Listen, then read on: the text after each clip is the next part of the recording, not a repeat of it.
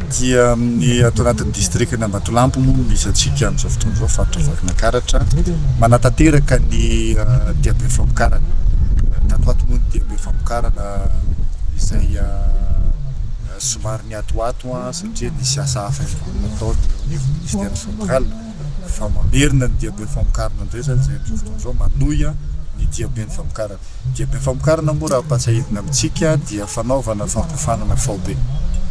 Zay ny ministère avy any amin'ny central mihitsy moa no tonga mampanao zay fampifanana zay.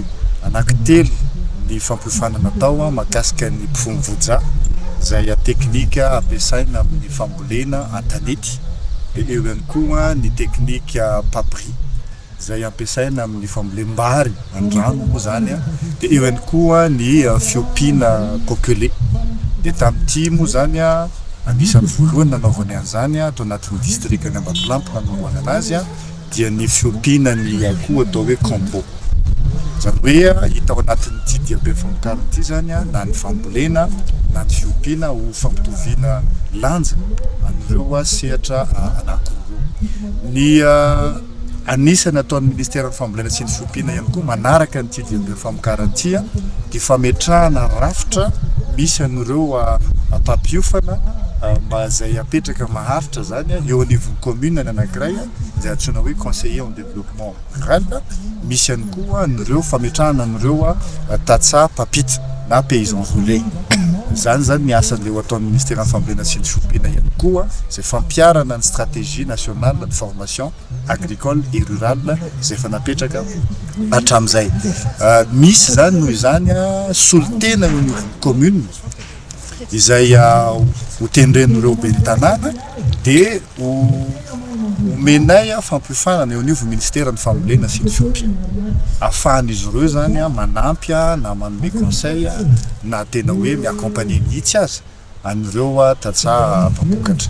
Misy ihany koa ho an'ireo paysan relais indray ihany koa fampifanana ihany koa omena an'zareo zay eo anivon'ny fokontany no akana an'ireo paysan relais ireo zay hofan'ny ministère ny fambolena sy ny fiompiana.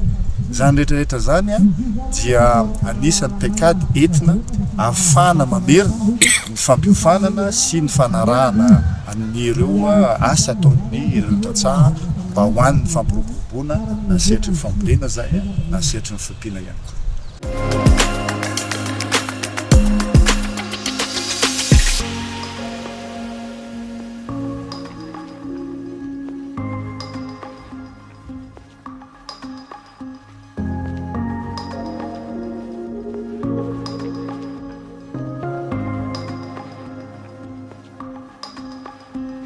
Tena hoe zava-dehibe ho anay le fampiofanana mivantana teo.